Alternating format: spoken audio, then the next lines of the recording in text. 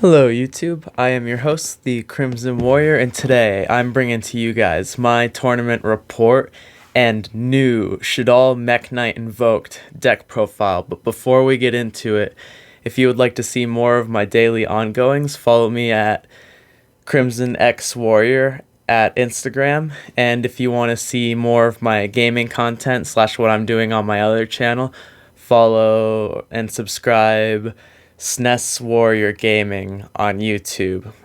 Now, let's get right into the tournament report, shall we? Alright, guys, getting right on into the report. I'm going to start with game one.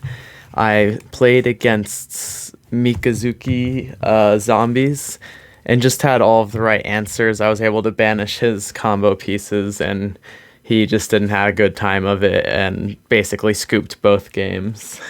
That being said, game two was a little bit more ideal. I played against Meta, my friend Yosh's Salamangreat deck, which I lost in time because we both didn't know what my cards were doing.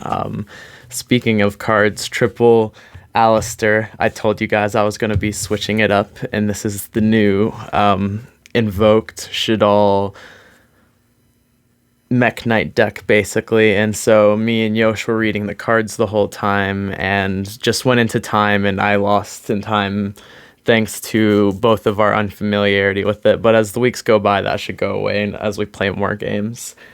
Next game, I went up against Pedro, which the game I would have won had I not lost in time. Like, had I been able to play the game out, I would have won, but it is what it is. It happens, so good game for Pedro. Match 4, I went versus Daniel, and that was my second and only win for the day. I went 2-5 basically, and it was the most fun duel of the day. Basically, he was not expecting this matchup at all, so it was really janky and awkward for him, and he just ended up giving me the game because he wasn't expecting it at all. Next up, for my last game, match 5, was against Mario, and I believe he was playing Cyber Dragon, and I just couldn't do anything to him. Like, I bricked super hard, and he kept getting Infinity out on the field, full negates, and I just couldn't deal with it. So that was that, and that was my tournament day, but it was the most fun locals I've had in a long time, testing something new. So Triple Magical Meltdown's the next card. This searches Alistair and basically lets all fusions through. That's why I wanted to add it, because I didn't want people to be able to ash my Shaddoll fusion. So this is why I don't have to run like Triple Call by the Grave, is because as long as this goes through, I am going to be having a good time, basically. Next up, Triple Invocation, which is basically, or Double Invocation, which is basically the recycler slash fusion, generic fusion that allows you to go into any of your fusion monsters, which is awesome, and then it recycles itself constantly while getting Alistair back into your hand, as long as you're able to banish the Alistair. Getting into the Shaddoll lineup, I played Double Beast, one Falco, one Squamata, and one Hedgehog, and then one Dragon to top off the Shaddoll lineup. That's 6 Shaddoll monsters, which is honestly more than I was thinking that I'd be running, because honestly, I like the Shaddolls, but it seems like the worst part of playing Shaddolls sometimes is just the slowness of these guys. Like, when you see them in your hand, they're just fusion fodder, and it is fusion or bust, but we're going second and super polying our opponent's stuff off a lot of the time, so seeing these guys isn't the most broken. I might increase the lineup, though, if I notice I don't see them enough. If I was to bump anything up, it would be like Hedgehog and Falco, and I wouldn't bump up Squamata just because they don't need to go to the graveyard any faster than they do.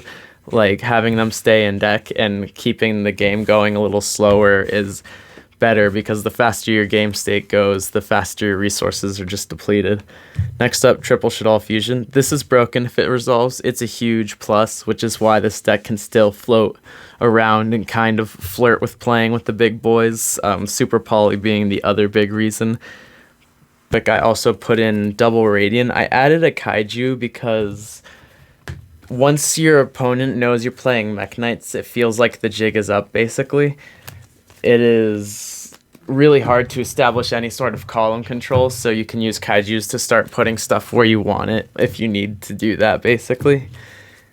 Now for the spells I was forgetting. Triple Super Poly, that is the last fusion spell, and we run like a total of 7 raw fusion spells, and then 11 ways to get to it, basically. So you're never gonna not see fusion as long as you're able to resolve the field spell and terraforming and Alistair. You'll always be able to fuse off into something. Next up, Double Allure. This is not what I was running on Tournament Day. On Tournament Day, I was running a much jankier build, just testing with this. The allures came out of noticing the deck bricks super hard, and that's also where this big money card comes in, basically, because I don't want to say he's necessary for the deck, but when I was looking for allure targets, he was one of the perfect ones to have in there because he's natural draw power himself, and on top of that, if he ends up being dead for some reason in the matchup, I can activate allure and banish him because you don't really want to banish any of your Shaddolls. You might be able to banish an Alistair and get away with it if you already have an Alistair in hand, but if you didn't open the nuts, this is one of the better cards that you can just banish, or Radiant if you don't need to establish column control, basically. Next up, the only other hand trap in the deck, Double Ash Blossom. It's the most relevant hand trap, and this deck is super tight. I had Imperms in here, and I realized they weren't good. I was going to try to get Effect Veilers and Ghost Ogres in here instead, but Phantasme ended up taking their space because I really just need the alert targets and the consistency. I'm not trying to stop my opponent from making the board. I don't really give a crap what they make. I'm trying to smash through it. Speaking of, this package allows you to just start smashing.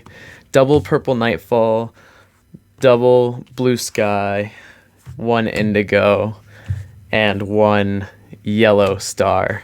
Now, this was not the lineup I was playing Tournament Day. I was playing triple purple, no Yellow Star, double blue, 1 Indigo. I added the star because I wanted more back row removal and more searchable back row removal specifically. But when they go off, it is a fun time. Next up, the Perfect Advantage Light. Some people are trying to go for a whole Trickstar package. This is the one good one. I get going for Damage Juggler. I just don't think that Damage Juggler helps you. It's more of a defensive card, and this is an all-offense deck, basically. You're trying to win in turn 2 or 3 really quickly, and you'll see that going into the extra deck. There's not a lot of longevity going into this strategy. It is boom or bust, steal your opponent's stuff, grind, turn the game into a grind and steal their resources, or basically lose to an OTK or just be outground. Although this deck, if you do know how to play it, has a semi-decent grind game. Double Call by the Grave to let your Shaddoll fusions through and your magical meltdowns through. Double Instant Fusion. We run multiple targets. Relinquished, Millenniumize, and Winda are all targets. So this is basically an extra Shaddoll monster if you really need a Shaddoll name on board. It can be a Nibiru stopper if you can leave it on field for long enough. It's all plenty of advantage for you, basically. Cosmic Cyclone. 1 of, just for a removal, and then the last 1 of, Spellbook of Knowledge. A lot of the deck is Spellcaster, and you don't mind any of it really going to the graveyard. So getting a +2, really, because most of the stuff you're going to be sending with this is going to give you a plus, because you're either sending Trickstar, or Performage, which he'll just come back, or you'll send Alistair, or any of the Shaddolls, and that's just free pluses right off of summon and activation plus draws. So it's a good time overall. That's basically the main deck for you guys. With that finished up, we'll get into the extra. So the extra is a lot of 1-ofs. We start with 1 of Salamangreat Almirage. You turn Alistair into this. Also, in subpar hands, you can turn the weaker Shaddoll monsters into this like Falco and Hedgehog. One Mekk-Knight Morningstar. He's just here for easy rank 2, as well as Alistair. You go into Alistair a bit more often. Depending on how things go, I think I might go to Alistair and no Morningstar, but that depends on the build I try going forward. I'm also looking into doing Predaplants with this deck and seeing what other variants start to pop up as the new structure deck gets to be toyed with on the online formats that people are playing with. One BLS, this deck does not go rank 4 quite easily at all, but we can put 3 bodies on board, as well as I don't want to be Nibiru. This deck is really trying to stop Nibiru from being live in general. Like, I just don't want my opponent to have that card to be active. This can be your 4th summon, and then you can just sit on it, and hopefully your opponent can't out it for several turns, and it allows you to just slow the game state to a grind if they don't have options, and Nibiru is their only thing, basically. Next up, we have our instant fusion targets, as well as Winda, which she is also just part of the deck. You can just play 2,000 Eyes, and you can bump the instant fusion up to 3 if you want. It just doesn't make plays, and I don't play the Link Karibo, so I don't need to see instant fusion all the time, but I do like having this out on the field for stopping Ash Blossoms and just random monster plays. It will stop Infinity, or at least baits the Infinity, basically, which is another huge helping thing, and just options. It all gives you options. You can also turn instant fusion into a Shaddoll name if you want to make a Shaddoll fusion, but you have no Shaddolls in hands, and then you can make Construct and send Shaddoll fusion to grave, and then keep making plays. Speaking of Construct, we play her at 2. You go through 1 quite quickly, and you tend to want to summon another one, so that is why she's there at 2, just simply for convenience sake, but the deck is extra tight. I want to run 3, but until the structure deck comes out and I can run away with a bit more of a pure variant, if the new support's really good, the Shaddolls aren't the best part of this deck a lot of the times, I hate to say. One Invoked Mekk-Knight, he's awesome general negation. I had 2 of them, but I cut him down for some of the super poly targets that I feel like are more important in important matchups. One Invoked Purgatrio. This is for the Salamangreat matchup. I can steal salad monsters out of the graveyard, like their Jack Jaguar, if they're only running 1 of, and stuff like that. So that way the recursion engine can end. One Elysium. This is just for breaking big boards, and actually all of these monsters right here are for breaking big dorm. This Chimera is any 2 Cerberus monsters, so this is good against Salamangreat and Marincess, which is starting to pop its heads up in my locals, and I was trying not to have too much of a Marincess specific answer, like a water-based, and this card showed up in my commons, so kudos to that for being an awesome instant fusion target. Salamangreat Violite Chimera. We can make this in our deck completely independent with the Salamangreat Almirage and a Link monster if we have to, and our opponents can help us fulfill those conditions super easy. So I watched my friend Lance the other day. He put out an Almirage and the Link Cyber Dragon dude, and he'd already paid half his life points for Solemn Judgment earlier in the game, and I was just like, okay, game, super poly, GG. Because Violite Chimera just gained all of that attack, and you're done now, basically. And then one Starving Venom Dragon, which is just an awesome dark extra target to have in there. Generic, a lot of our deck is dark. Between the stuff we're bringing out with instant fusions are all dark, and all of the Shaddoll monsters being dark. Alistair's dark, Phantasme is dark, and Radiant is dark. So you are playing with a lot of dark monsters, and as I want to play the dark invoked monster, I just don't understand it that much, and it's not that useful. Finally getting into the side deck. 2 judgment. I want 3, but right now I'm settling with the strike for the 3rd judgment.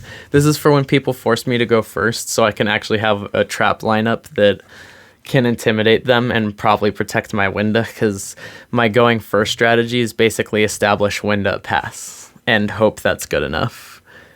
Triple evenly matched. This is just for matchups where if I'm struggling against their build-a-board potential, I'll do that.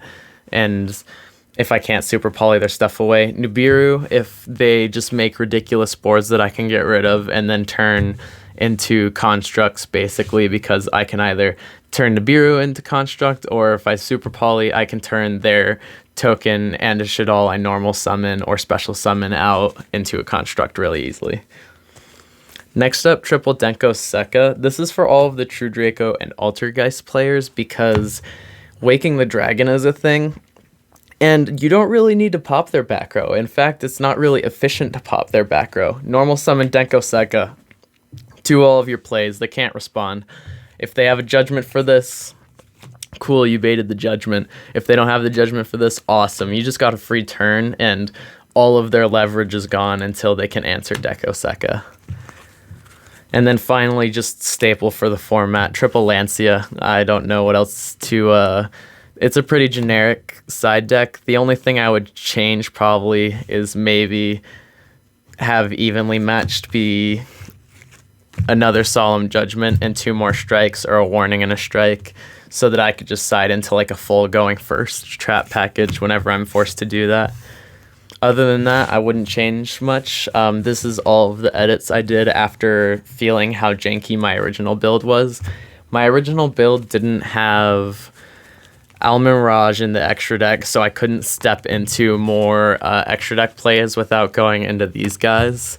Like, I really thought I needed more of these guys at first until I put Almirage in, and then he clears out of the extra monster zone, creates an extra monster zone, and he's just a nice little protection thing deal, basically.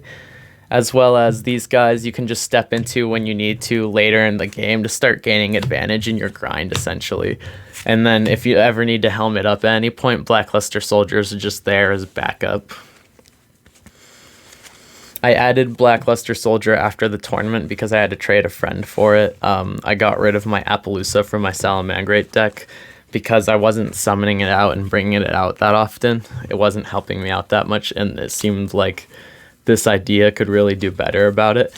I also didn't have Violite Chimera in the extra deck during a lot of the games, which I feel contributed to a lot of my losses, especially against Yoshi in the second game, because I had Super Poly, and the only thing I could make was like Purgatrio, which wasn't economically efficient enough for me. Like, I can also make Elysium if I have the resources, but I was going super big brain at that point, and I don't think I had the Thousand Eyes Restrict in there. I think I just did Millennium Eyes. Sometimes just taking a monster, if you don't fear the hand trap, is better. So if you don't have money for Millennium Eyes, just get yourself a Thousand Eyes. Like, it works, it still does good, it breaks boards, which is the point of the deck, and is the better of the two to go after sometimes. It just depends on what you're trying to do. That's the going second Shaddoll Invoked Mekk-Knight deck profile, guys. Hooray for going blind second this format. If you enjoyed the deck profile, go ahead and give it a thumbs up. Comment down below, interact with it, tell me what you guys enjoyed about it. If you would like to see more of my day-to-day ongoings, follow me at Crimson X Warrior at Instagram. And if you would like to see more gaming content on my other YouTube channel, it is SNES Warrior Gaming. Subscribe if you enjoy my content, and hit that notification bell if you guys want to see every time I upload, because it ain't stopping now. Peace, guys.